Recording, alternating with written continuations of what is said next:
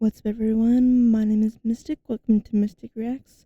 Today we have another video by TierZoo, the spider tier list. I do not like spiders. I am quite afraid of them in real life, so let's see how I do with this. Let's get into it. Check them out down below, and like and subscribe.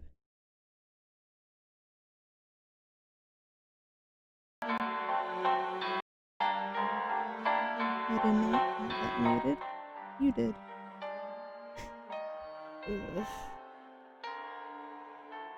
Spiders are so awful. There are many ways to come out on top in an encounter without actually drawing blood. Mm-hmm. Intimidation, superior maneuvering, and camouflage are all good options when it comes to taking on an enemy you can't defeat in a physical battle. Perhaps one of the most underrated methods is creeping your opponent out. A good rush of fear can cause a target to freeze, to run away, or to lash out with a predictable and punishable move. A lot of builds have had the reputation of being spooky or creepy.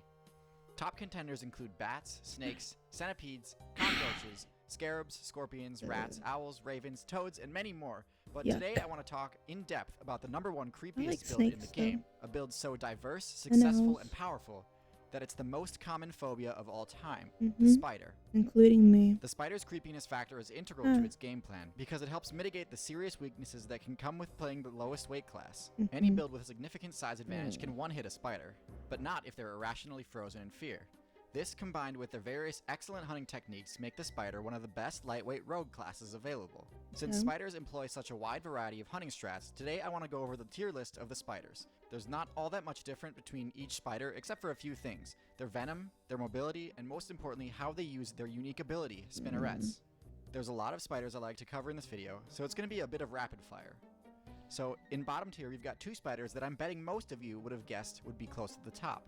First is the brown recluse, a spider notorious for its ability to cause its victims' flesh to rot. House had Only those. one thing: human support mains and data miners now believe that the necrosis is not caused by the spider's bite, but is actually the result of a MRSA infection caused by a particularly nasty clan of Staphylococcus aureus. This type of infection can be caused by any puncture wound, not just a spider bite, but spider bites are the most common misdiagnosis. Recluse spiders already have low stats, so take away this rumor that's been keeping them relevant and suddenly you realize how bottom tier they are. Second from the bottom is the Black Widow, a build which relies far too heavily on its reputation, and just like the brown recluse, can't actually back it up. I still hate the Widow's it bite though. is potent for sure, but not even close to the game-ending power rumor says it has. Of the thousands of bites on humans each year, less than 1% result in the target's demise. Well, I And still they usually am only not do gonna because the target chance already it. has low health. Both of these spiders also employ camping as their main method of getting kills on other lightweight players. And while this is a legitimate strategy, spiders have access to far more effective methods. But if you're gonna camp, you might as well do it right.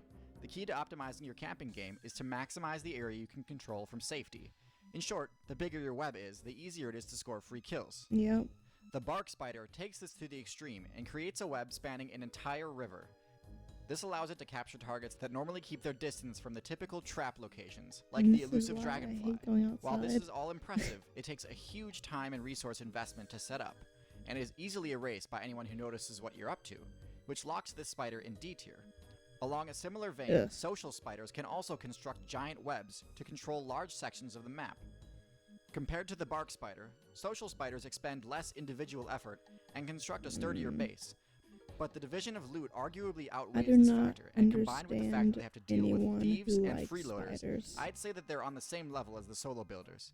They don't function as a cohesive unit, like you social insects, nor do they function as team players that play off of each other's strengths, like pack hunters do. It's more of a mob strategy. Anyways, while it may not be quite as impressive, there are much safer and less tedious camping strategies in the next tier. The trapdoor spider maximizes safety by hiding completely out of sight, and using an alarm system to indicate the opportune moment to strike.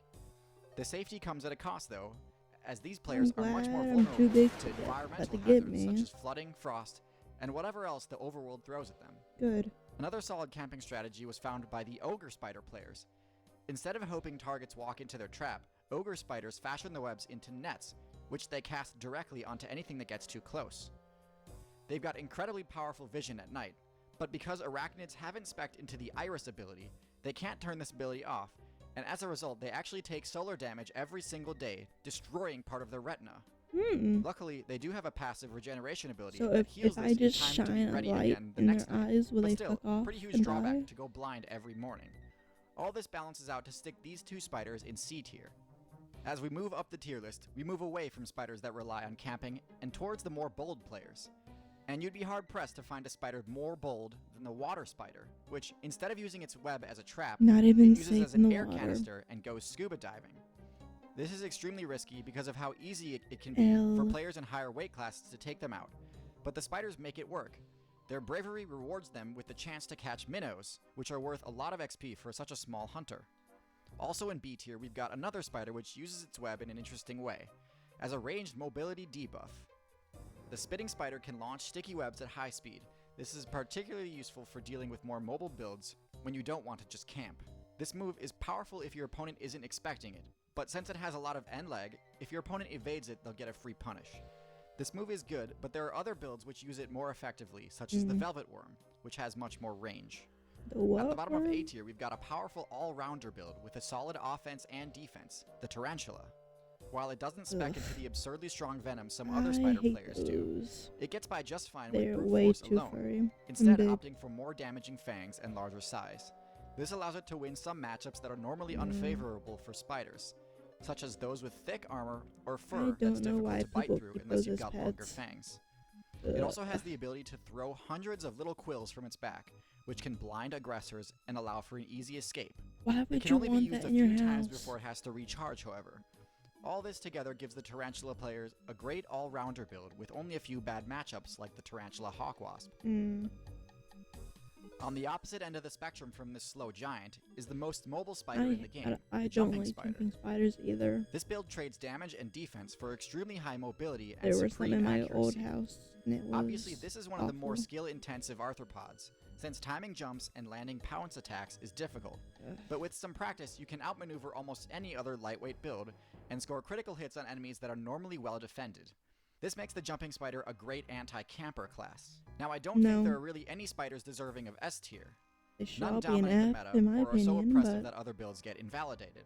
But there certainly are a few that come close. So in A+ tier, we've got two spiders who genuinely live up to their reputation as nightmares. One is the Sydney funnel-web spider. This build is basically what you get when you take a tarantula and optimize it for the glass cannon archetype. It doesn't have the defensive hairstorm ability like the tarantula does, but most funnel-web players tend to subscribe to the best defense is an overwhelming offense strategy. This is highlighted by the fact that they tend to deliver several bites when threatened, instead of just biting once and trying to flee. The second is the Brazilian wandering spider, which has the most potent venom of all spiders. This spider is even more aggressive than the funnel-web spider, and tends to eject more venom in a single bite than any other spider. Those two traits combined let this spider one-shot essentially anything, from mid-tiers like lizards to top tiers like apes. Well, we've made it. Thanks for watching. And be sure to leave a video suggestion in the comments. I've gotten some great ideas that I just can't wait to cover. If you thought this video was great, be sure to go back and watch my other video about fanged nightmare builds, the snakes.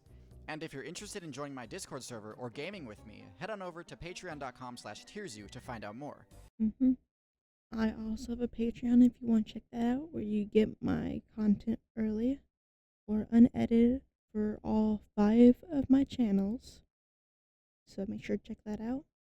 And I hope I never see a spider in my life ever again, but I probably will. And I also hate wasp and every bug available. So until next time, bye bye.